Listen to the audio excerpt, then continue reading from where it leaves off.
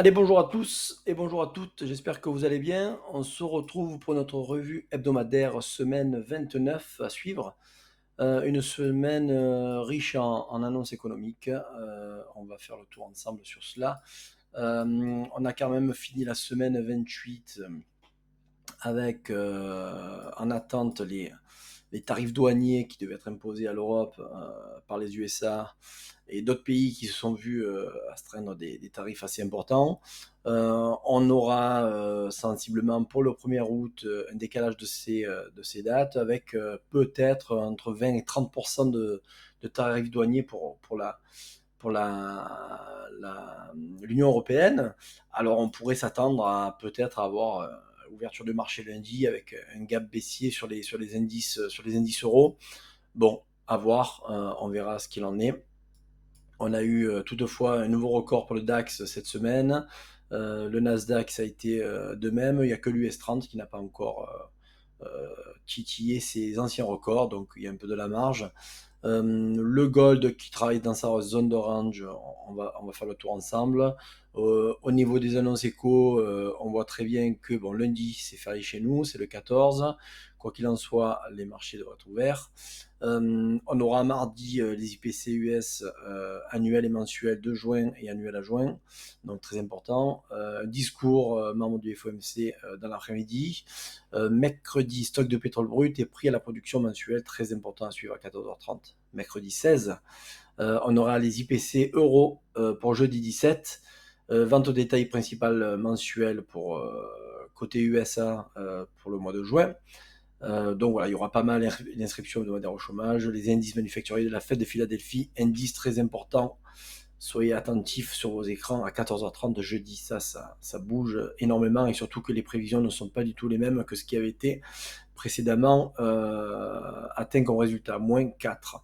Et là, on atteint une prévision de 0,4. Donc, en attendant un consensus qui pourrait être entre les deux, on pourrait avoir un marché très très volatile à 14h30 et un petit peu après.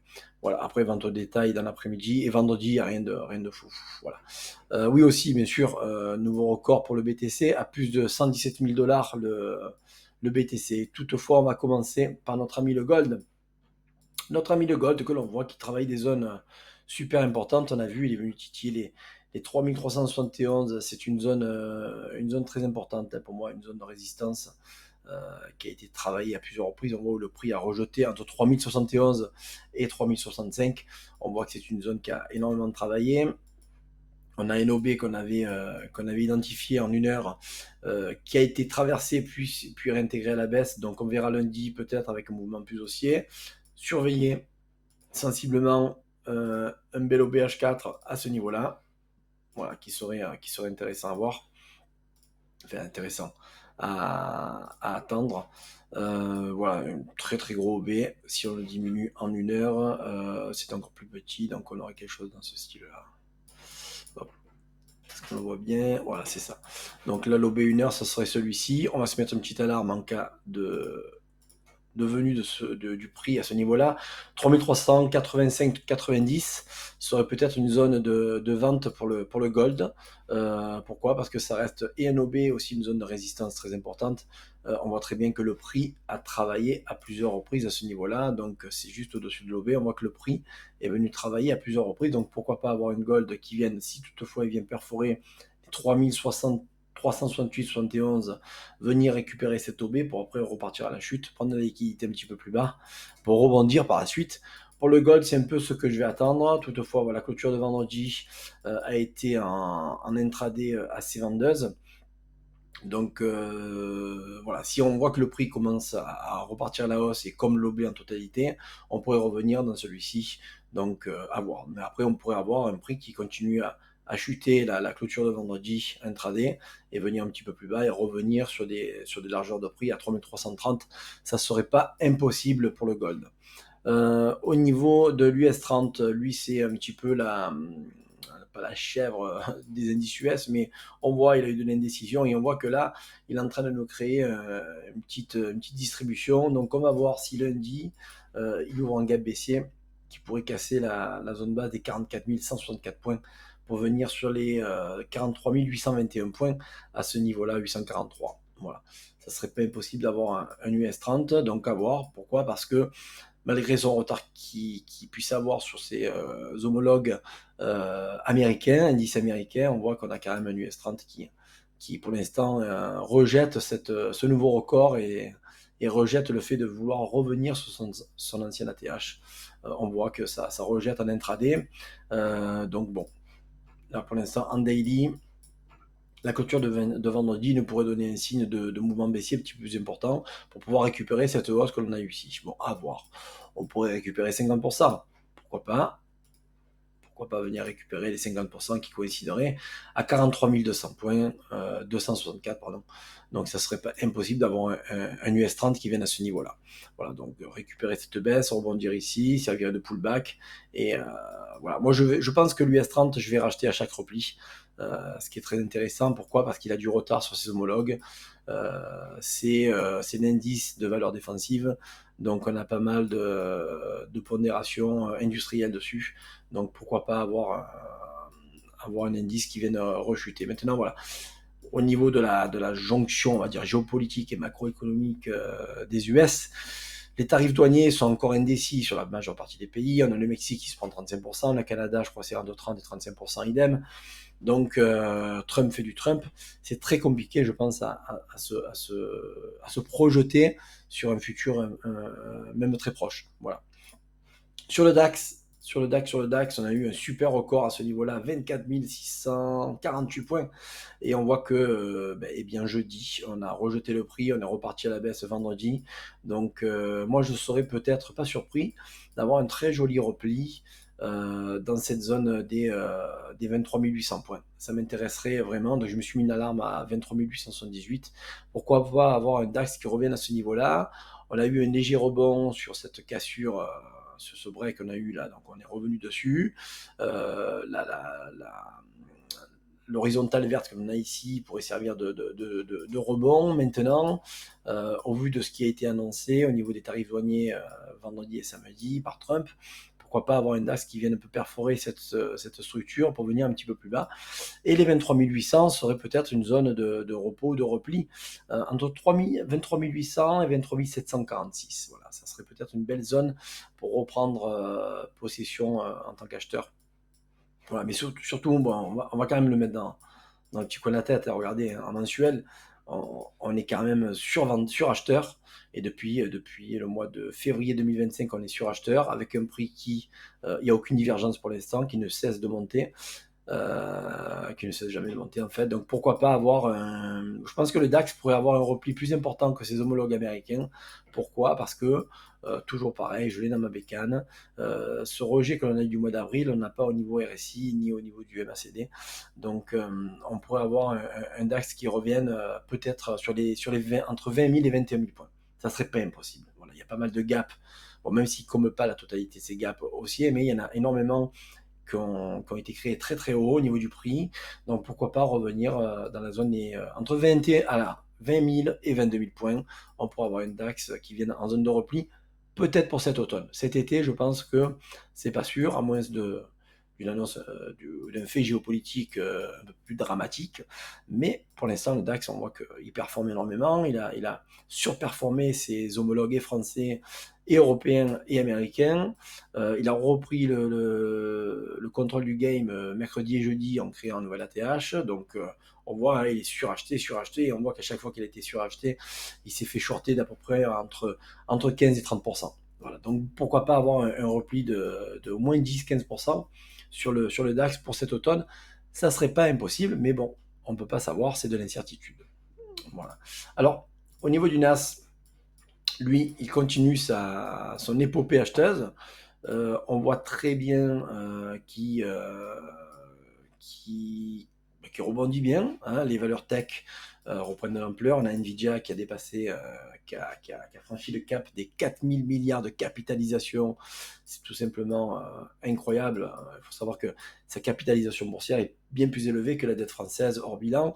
La dette française, c'est un peu plus de 3000 milliards d'euros de dette hors bilan, parce qu'avec le bilan, c'est quasiment 6000 milliards, c'est le double. Voilà. Donc, bon, quoi dire de plus que les, la pondération, enfin, les entreprises qui pondèrent le Nasdaq, surtout les 7 magnifiques, sont vraiment les patrons du game, poussent l'indice à la hausse, et le S&P, c'est la même chose. Mais voilà, donc moi pour le Nas, très difficile de là pour l'instant de racheter. Il est trop haut pour moi. Donc je vais attendre vraiment des très jolis replis H4. Pourquoi pas revenir sur la zone des 22 240, ancien ATH qui servirait de pullback. Et je me garde aussi le plus bas de la semaine dernière à 22 366, 73, pardon, qui sera aussi une belle zone de repli pour acheter le Nasdaq. Donc voilà. Mais après, attention, il faut savoir que le Nasdaq est très monté, mais il peut se faire shorter aussi bien qu'est-ce qu'il est monté. Toujours pareil sur un fait géopolitique. Voilà. Mais bon, étant donné qu'il y a eu des accords commerciaux avec la Chine et les pays asiatiques, enfin une partie des pays asiatiques entre les USA et la Chine. Donc les entreprises de la tech qui produisent énormément en Chine ont été repoussées à la hausse, et on a Nvidia qui a dépassé les 164 dollars l'action pour plus de 4 000 milliards de cap. Voilà, donc le Nasdaq a de beaux jours devant lui. Maintenant, un petit repli un petit peu sympa serait le bienvenu. Voilà, je pense que ça nous ferait pas mal de bien. L'euro-dollar, on va parler un petit peu de l'euro-dollar. On a toujours dans le coude la zone des 1,20. C'est pas parce qu'on a des petits replis comme ça que c'est trop dramatique. Là, on a clôturé à 1,1688 vendredi. On pourrait revenir sur la zone des 1,1574 pour pouvoir rebondir par la suite et revenir dans notre target entre 1,20 et 1,22 au plus de l'euro-dollar. Pour autant, on a voilà, l'euro-dollar, il n'y a pas grand-chose à dire que d'attendre des petits replis si on veut racheter le marché.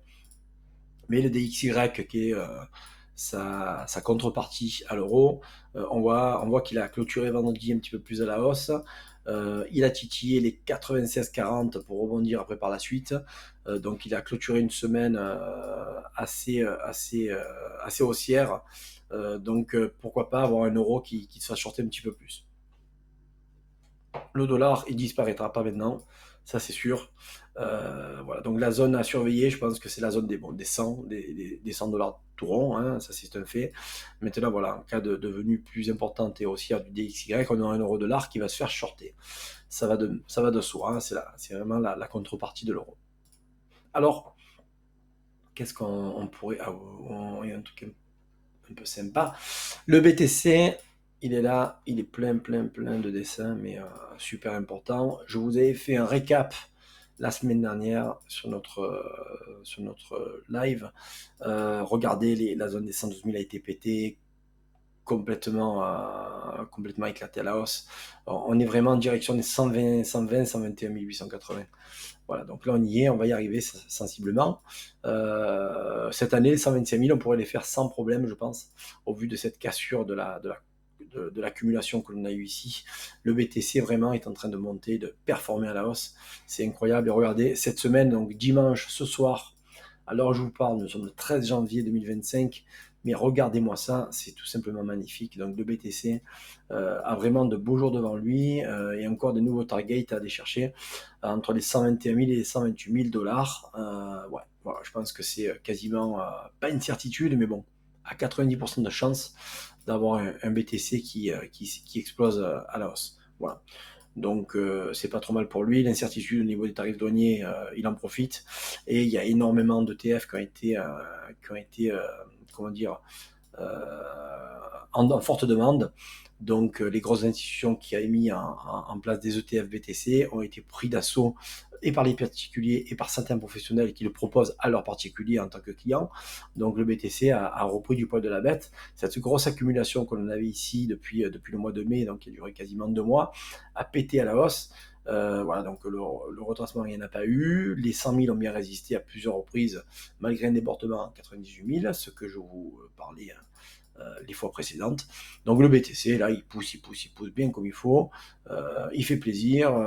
Et on va voir son copain le TH, hein, parce que le TH, c'est tout simplement magnifique. J'attendais, voilà, toujours pareil, les 2850 dollars, cassure à la hausse, stabilité au-dessus. Donc dimanche sera notre point d'honneur sur cette clôture hebdomadaire sur les 2850 dollars. au-dessus. Voilà, et on est venu titiller les 3060 $. Donc l'Ethereum, toujours mon objectif, les 4097. Voilà, je reste dans le game, je suis dedans. Allez, let's go, je souffle au cul de la fusée. Et ça part avec quoi dire de mieux que quoi dire de plus. Voilà, c'est tout simplement magnifique. Ah ouais, j'adore. L'XRP, regardez-moi ça, c'est tout simplement super. C'est celui qui a le moins retracé, c'est celui qui a explosé encore cette semaine à la hausse. Il ne s'arrête pas, mais il s'arrête jamais. Le Doge, voilà, ben lui, pareil, il met un petit peu plus de temps. On a une oblique là qu'il faudra qu'il casse. Cette oblique là, voilà, elle est quasiment cassée, clôture au-dessus. C'est pas mal, ça sent bon ça. Hein, voilà, ça sent bon. Direction les 32 centimes, entre les 30 et les 40 centimes le Dodge. Allez, let's go mon petit loulou. Vas-y, pousse-nous. Pousse. Le WTI, stabilité au-dessus des. On a une clôture au-dessus des 65 en daily. Voilà. Moi, je vais vraiment avoir une confirmation sur du journalier pour clôturer dessus la SMA 200 période. Voilà, c'est ce qui va me donner une confirmation beaucoup plus acheteuse, avec beaucoup plus d'élan acheteur. Maintenant, on peut anticiper le mouvement, hein, il n'y a pas de souci. Mais voilà, il me manque plus qu'à clôturer au-dessus de la SMA 200 période pour le WTI. Le RSI, on est au-dessus de 50%. RSI, on est passé au-dessus de 50% hebdomadaire. Voilà. Et puis le mensuel donnera un petit peu plus de consensus haussier si on vient au-dessus du 50%. Voilà. Voilà. Si on vient au-dessus du 50%, bon, maintenant il se peut que ça soit juste un pullback mensuel pour après encore continuer à chuter par la suite au vu de la production augmentée sur une partie de l'OPEP. Et peut-être que de la demande, logiquement, il y a une demande forte pendant l'été. Donc énormément de consommation de pétrole, mais est-ce qu'ils n'ont pas fait une augmentation d'offre, une offre trop augmentée par rapport à la demande qui est sur le marché? Affaire à suivre sur cela aussi. Donc WTI, je suis assez mitigé sur celui-ci. Ouais, voilà. Quoi dire de plus? Non, ça va.